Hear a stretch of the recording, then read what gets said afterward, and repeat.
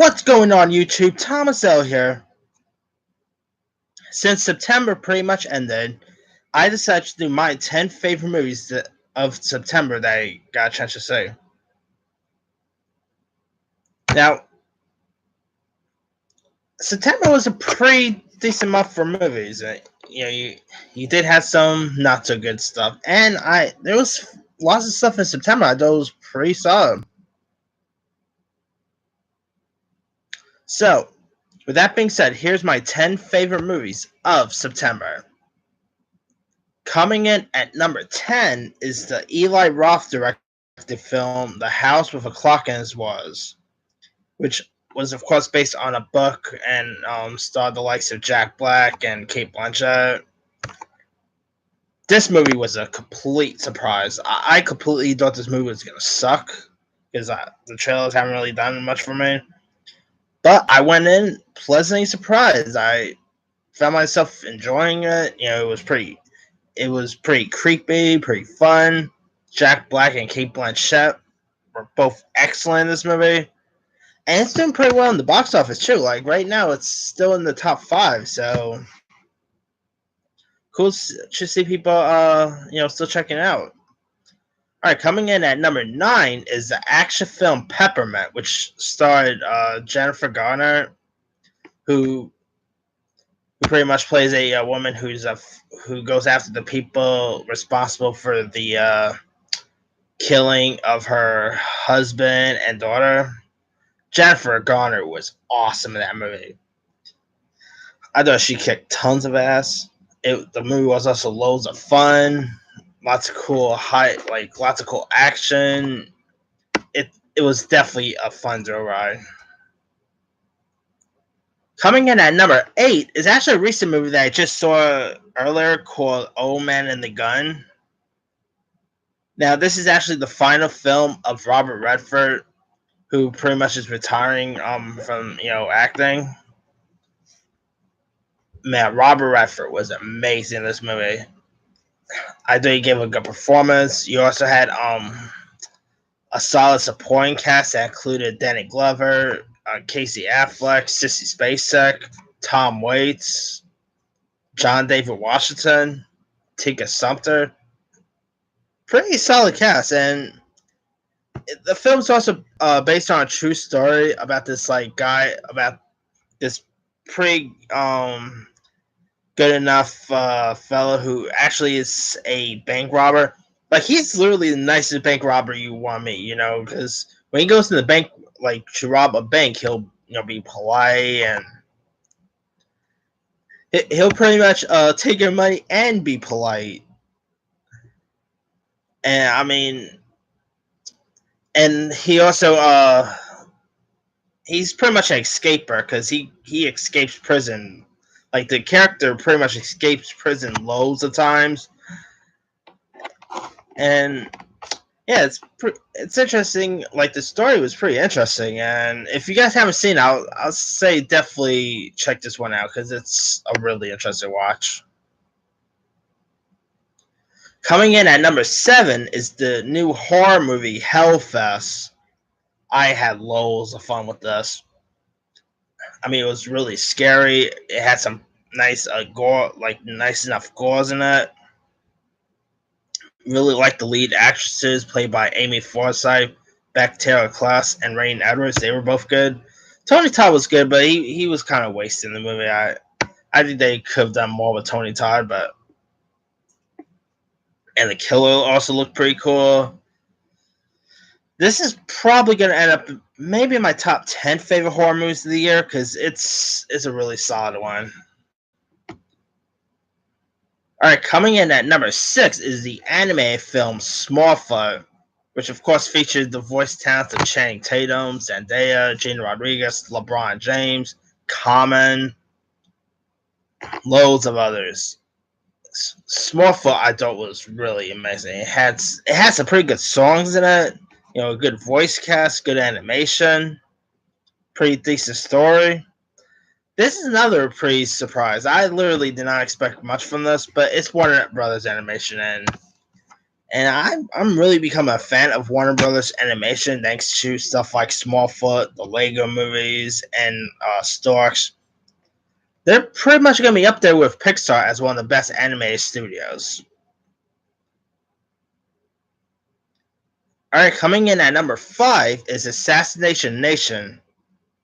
This movie was nuts. I mean, nuts.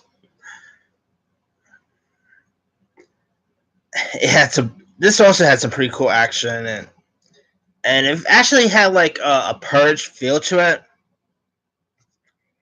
And decent cast. Bella Dole was in this. Odessa Young, Joe McHale, Coleman Domingo for all you Fear the Walking Dead fans. This actress named Abra is someone to keep your eye out for. This one actress named Harry Neff. She's another one to keep your eye out for. This was a little draggy, but it was still pretty decent. And yeah, I'll say definitely give this one a watch. Number 4 might actually end up being more on a unpopular opinion. Number 4 will be The Predator. Now, this movie, I really had fun with The Predator. It wasn't great by any means, but I found it to be pretty enjoyable, pretty fun. Like Hellfest, this also had lots of gore in it, which I'm a sucker for. The Predator looked pretty cool. Stinks that this movie flopped because I would love to see another one of this. And I thought Shane Black did a really good, decent job. I know this is really unpopular to say because the movie did not do really well with critics or even audiences. But I'm one of the rare people who didn't really mind the movie.